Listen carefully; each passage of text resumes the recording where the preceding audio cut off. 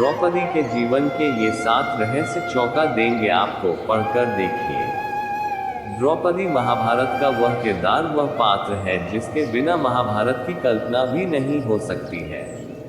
महाभारत का युद्ध भले ही पांडवों ने जीता था, लेकिन युद्ध को जीतने की प्रेरणा द्रौपदी थी।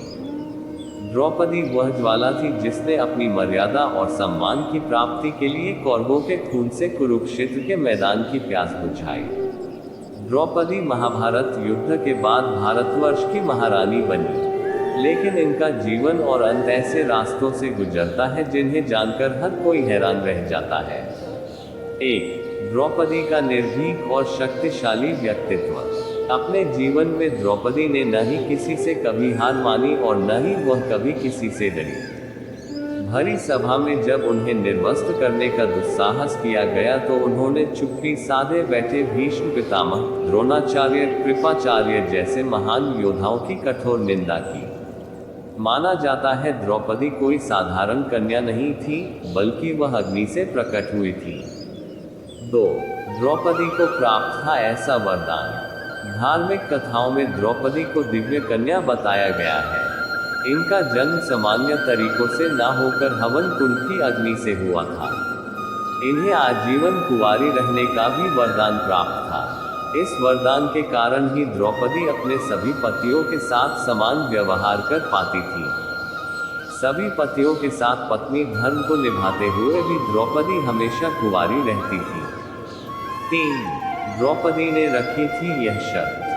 जब द्रौपदी के सामने 5 पांडवों से विवाह करने का प्रस्ताव रखा गया तो उन्होंने विवाह के लिए एक अनोखी शर्त रख दी। उन्होंने सीधे तौर पर कह दिया कि वह इस विवाह के लिए तैयार है, लेकिन वह अपने गृहस्थ जीवन की वस्तुएं किसी और महिला के साथ साझा नहीं करेगी।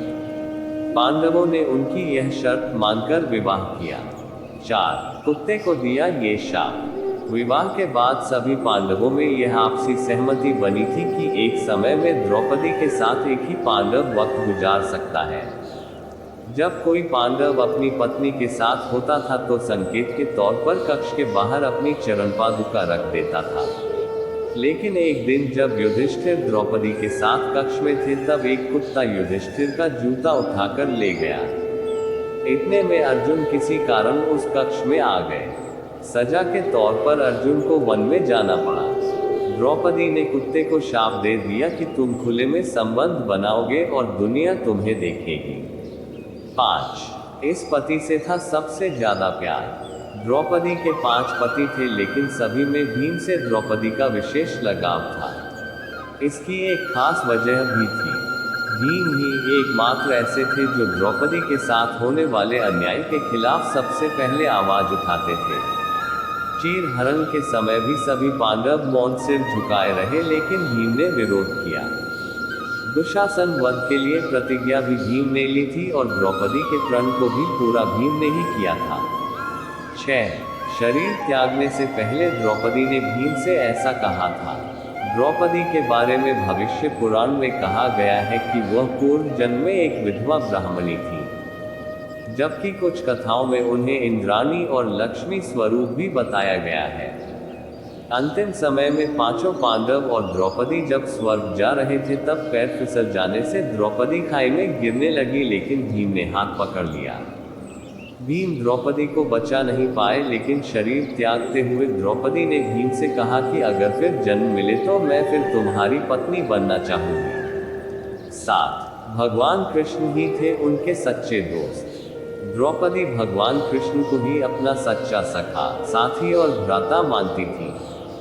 एक वही थे जो संकट के वक्त में द्रौपदी के साथ खड़े थे। उस भरी सभा में अनहोनी होने से भगवान कृष्ण ने ही बचाया था। जब दुर्योधन का भाई द्रौपदी को निर्वस्त्र करने का प्रयास कर रहा था तो भगवान कृष्ण ही थे जिन्होंने उनकी रक्षा की थी।